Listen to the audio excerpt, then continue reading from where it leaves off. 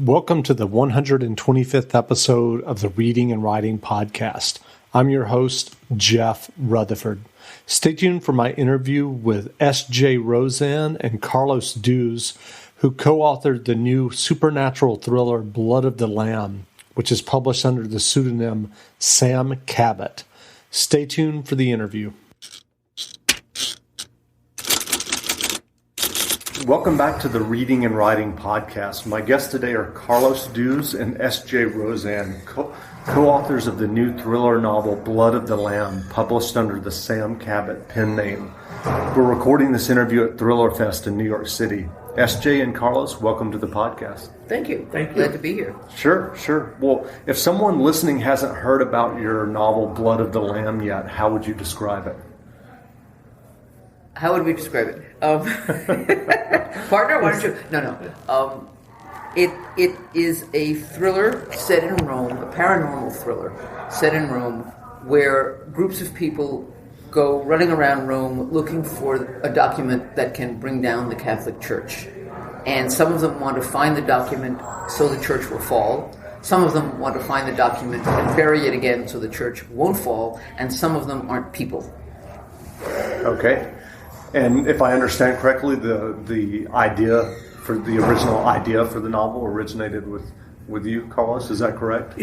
That's true. I have been living in Rome now for almost 6 years, and it's hard to live there and live in the neighborhood that I did, which is Trastevere, which is also the neighborhood in which most of the action in the novel takes place.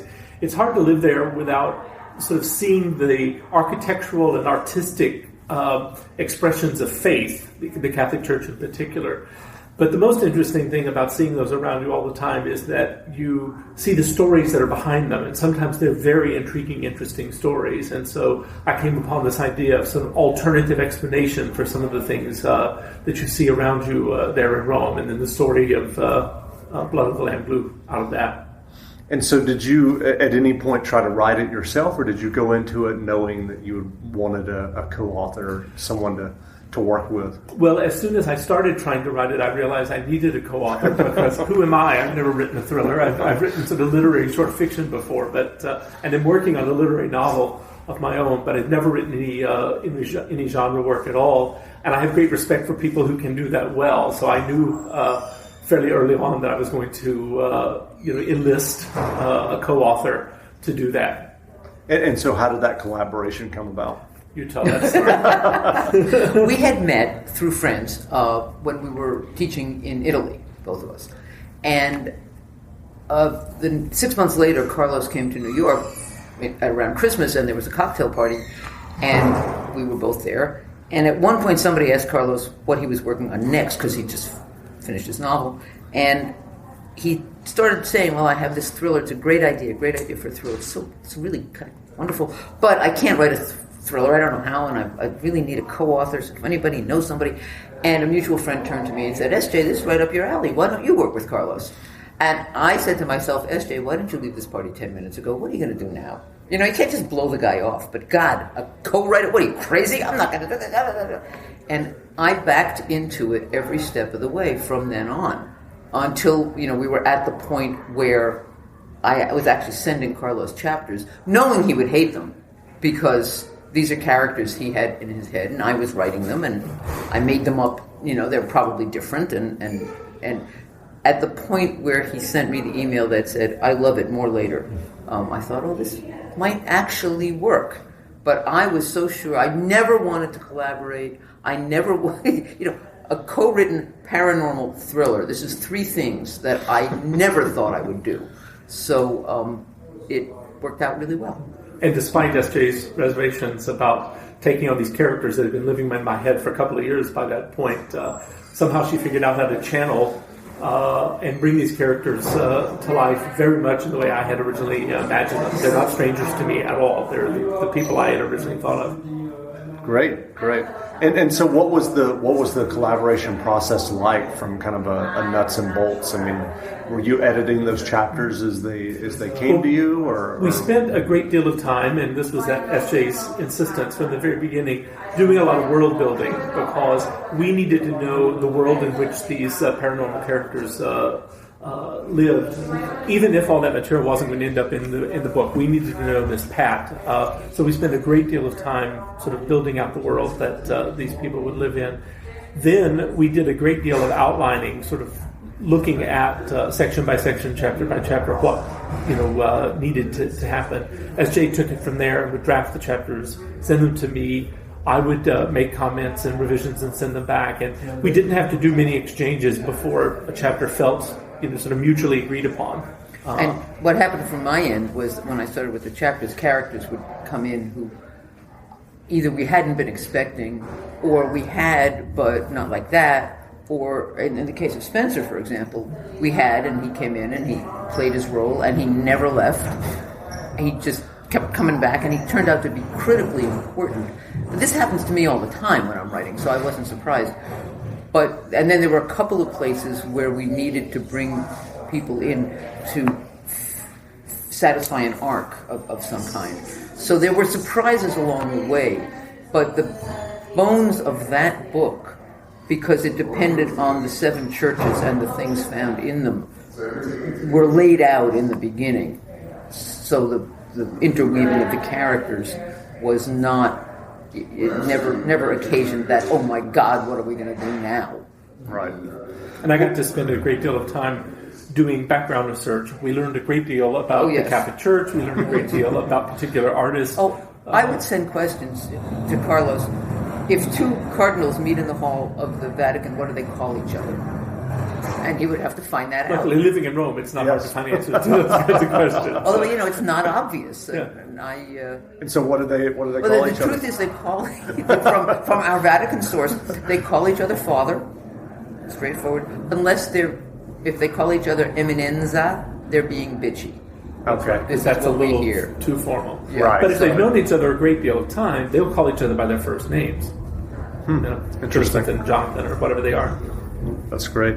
Well, you mentioned paranormal thriller is something that you had never thought that you would write, and it's obviously different than your long-running mystery series, which features a Chinese-American private investigator, Lydia Chen, and her partner, Bill Smith. So I wonder, what was the process for you as a writer, kind of going from a mystery to kind of this larger canvas of thriller? That was interesting. I had wanted to write a thriller anyway. I have a couple of thrillers in mind that I had wanted to do, and I had never done one. When I wrote, what's the name of that book? in the series, the On the Line. When I wrote On the Line, it's a Bill Smith book, and so it's narrated in the first person. But otherwise, I wrote it as a thriller. I wrote it as kind of nonstop action, clues to be uncovered and then run to the next place. Just to kind of practice those thriller chops. So I had that behind me. This was great because I could have as many point of view characters as I wanted. And the book has 4 or 5 major ones, 4 or 5 minor ones, and 2 or 3 who just come in for a chapter and go away. And that was tremendous because you could change. You could narrate the action often by someone who wasn't the main character in the action, the Holmes and Watson thing, and that was a lot of fun. I read a bunch of thrillers to kind of follow this process. I think we may have more point of view characters than most people do. Certainly, Clive Cussler doesn't do this, but he sticks to 2 or 3. But I loved it.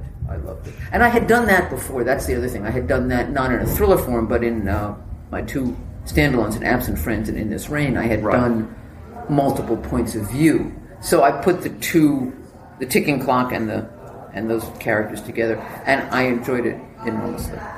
And I had a backstop, which was nice. The Red think this is terrible. And do you think that process of Blood of the Lamb, do you think that will maybe impact or inform your next mystery?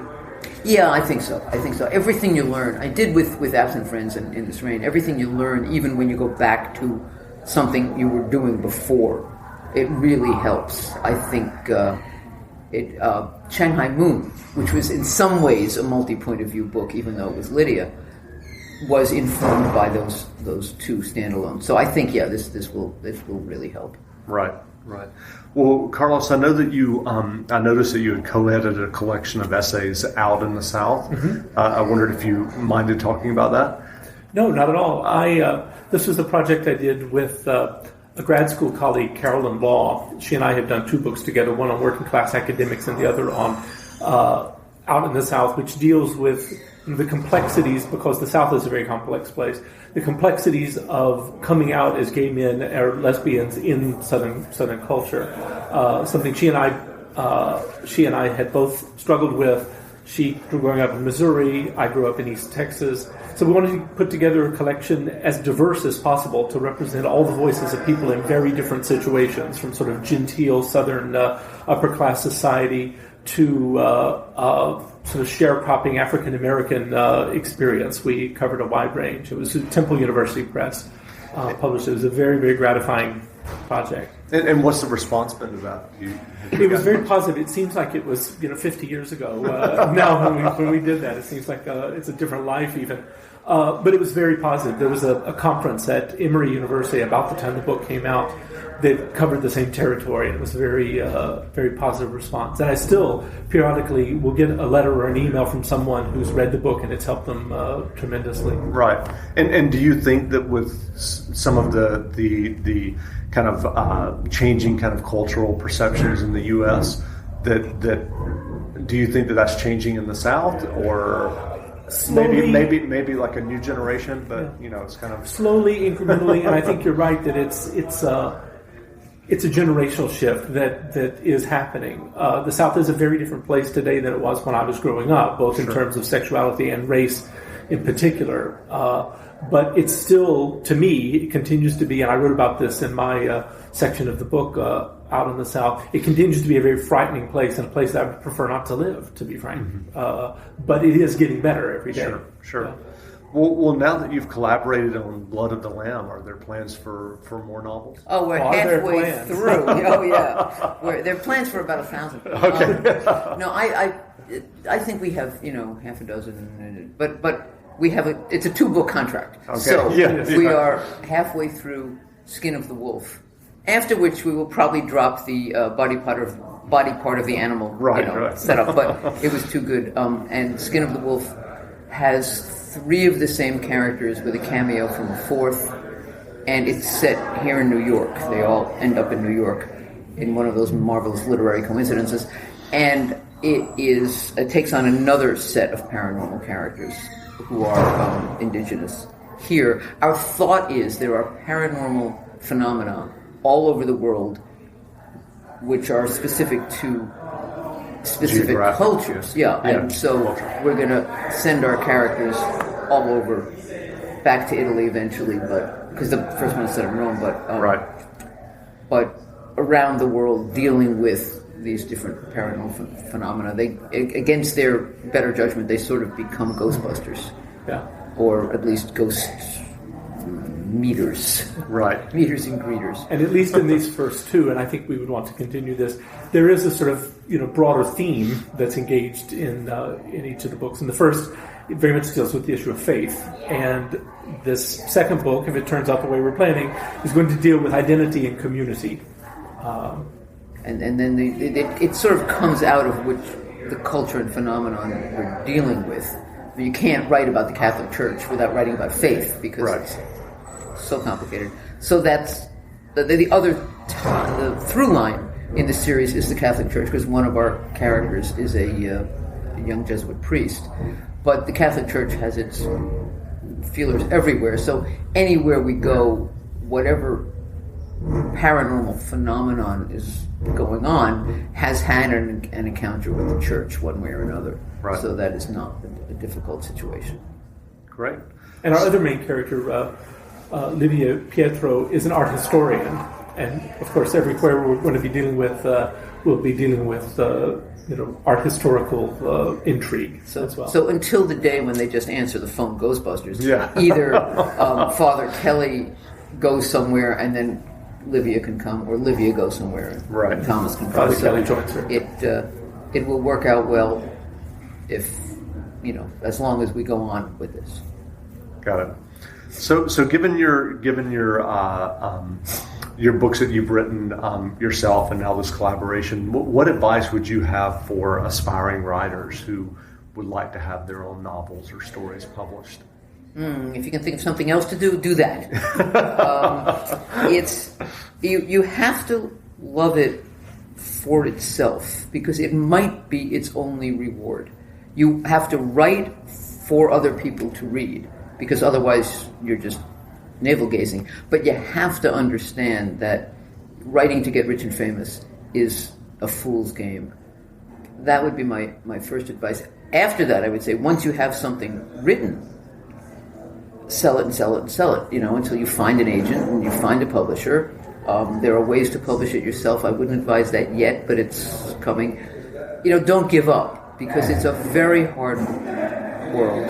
But somebody gets published, and new writers get published all the time. So don't get discouraged, and don't say, well, I've been rejected by 3 agents. Obviously, this is not going to sell, so the hell with it.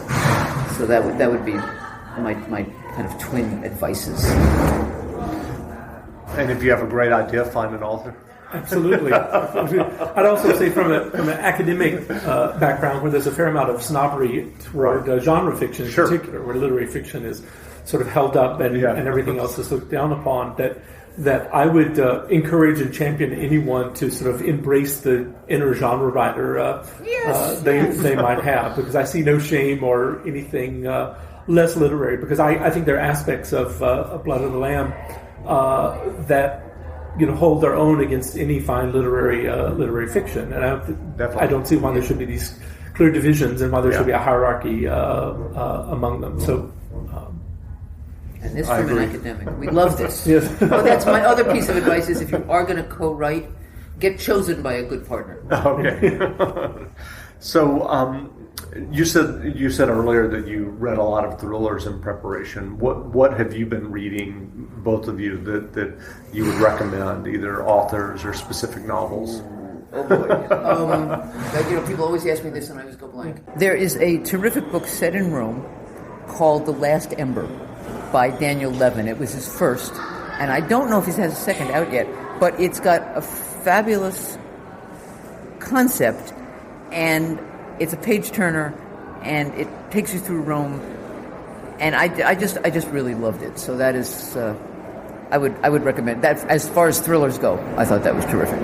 I loved Clive Cussler's Mongolia book, which I also can't remember the name of. It was brilliant in 2 ways. One, very Clive Cussler. He managed to get Dirk Pitt scuba diving in Mongolia, where there's no water at all. And the other was the plot device, which was actually kind of brilliant.